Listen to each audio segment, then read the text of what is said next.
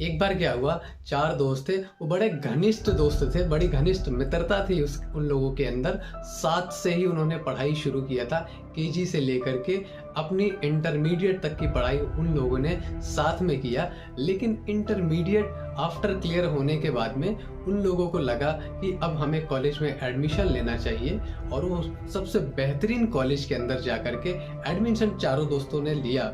उसमें से सबकी परफॉर्मेंस बहुत अच्छी थी, सब बहुत ही ज़्यादा पढ़ने में अच्छे हुआ करते थे।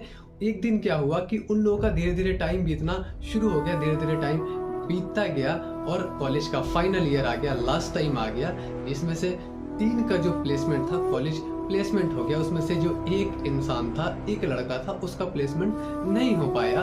ये देख करके वो बड़ा परेशान सा रहने लगा, बड़ा उदास सा रहने लगा कि यार मैं केजी से साथ में पढ़ा हूँ, मेरी परफॉर्मेंस अच्छी है, मेरी मेहनत में कोई कमी नहीं थी, मेरा असाइनमेंट सब कुछ सही था, मेरे मार्क्स अच्छे आते थे, उसके बाद भी मेरा प्लेसमेंट नहीं हुआ। अच्छा, वो इस बात से बहुत ज़्यादा नहीं घबराया था कि मेरा प्लेसमेंट नहीं हुआ, वो इस बात से ज़्यादा घबराया हुआ था कि आखिर में मेरे दोस्तों के अंदर ऐसा क्या था कि उनका प्लेसमेंट हो गया और मेरा प्लेसमेंट नहीं हो पाया।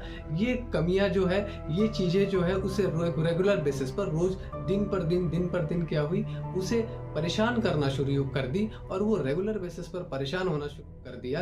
एक दिन वो डिप्रेशन में चला गया और इस बात से वो बड़ा दुखी रहना शुरू कर दिया कि मेरे साथ में ऐसा क्या हो रहा है, ईश्वर मेरे साथ ऐसा क्या कर रहे हो। उसे जब कोई उपाय नहीं मिला तो एक जंगल के रास्ते निकल गया और जा करके एक जंगल में वहाँ पर बैठ गया, और बैठने के बाद वहाँ पर खूब फूट करके रोना शुरू कर दिया, मानो वो बिल्कुल अपनी ज़िंदगी से हताश सा, वो बिल्कुल परेशान सा था, उसे कुछ समझ में नहीं आ रहा था अब उसे अपने ज़िंदगी के अंदर क्या करना है।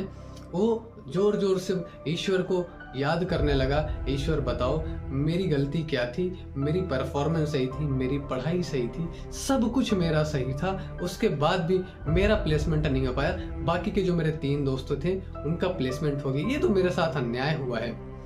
ये देख करके बहुत वो अपने आप को गिल्टी फील कर रहा था। लेकिन कुछ देर के बाद जंगल में एक आवाज़ आई, बेटा क्या बात है, क्या हुआ, तुम इतने परेशान क्यों हो। उस लड़के ने सारा वाकया उस आवाज़ को बताया। उसने बोला कि देखो मेरे साथ ऐसा ऐसा हुआ है। उस आवाज़ ने उससे बोला कि बेटा परेशान मत हो, मेरे पास तुम्हारे समस्या का हल है।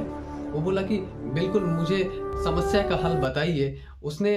उस आवाज़ ने उससे बोला एक काम करो बेटा, अपने जस्ट बगल में देखो, तुम्हें तुम्हारी समस्या का हल मिल जाएगा और तुम्हें एक जीने की नई वजह मिल जाएगी।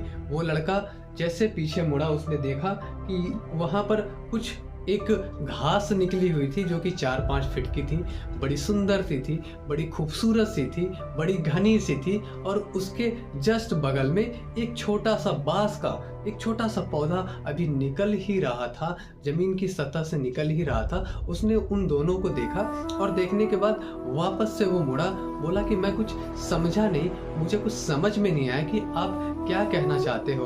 उसने बोला, उस आवाज़ ने बोला उससे कि बेटा मैं तुम्हें समझाने की कोशिश कर रहा हूँ, समझना इसको बहुत अच्छे से।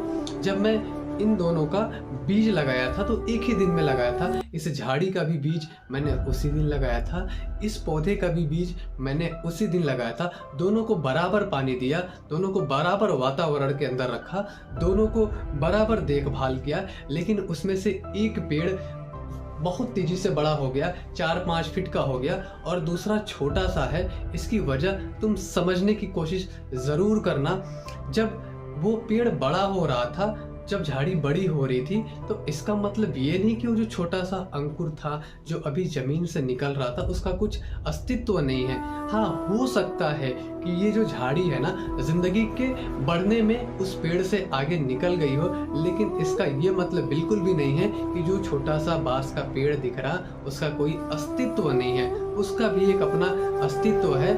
ये झाड़ी तो जिंदगी की रेस में उससे आगे निकल गई है, लेकिन जरूरी नहीं है कि वो जिंदगी में हमेशा उससे आगे ही रहेगी।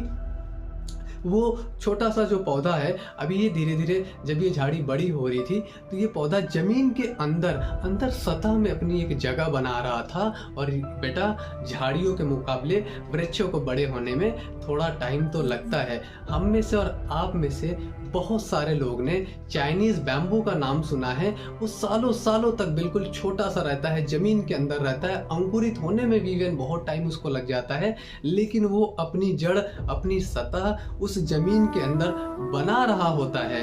ये बात हमें दिखती नहीं है, ये चीजें हमें दिखती नहीं है, समझ में नहीं आती, लेकिन वो अपना काम कर रहा होता है अपने लाइफ के अंदर। और आप में से, हम में से बहुत सारे लोग इस बात को जानते हैं कि चाइनीज जो बैम्बू होते हैं ओवरनाइट 24 घंटे के अंदर 90 फीट तक बड़े हो सकते हैं। तो इसका मतलब ये नहीं कि जो अभी आपसे आगे निकल गया है आपका कोई अस्तित्व नहीं है। एक बात याद रख लेना माय डियर, दुनिया में कोई भी चीजें ईश्वर ने, इस सृष्टि ने बेवजह का नहीं बनाया, उसका अस्तित्व जरूर है। अगर जो आपको भी ऐसा कभी लगता है कि आप जिंदगी में पीछे हो औरों से, तो परेशान मत होना। झाड़ियों के मुताबिक वृक्षों को बड़ा होने में थोड़ा तो टाइम लगता है। अगर जो वीडियो अच्छी लगी हो तो लाइक, शेयर, सब्सक्राइब करना बिल्कुल भी ना भूलें। मिलते हैं अगली वीडियो में। Thank you so much.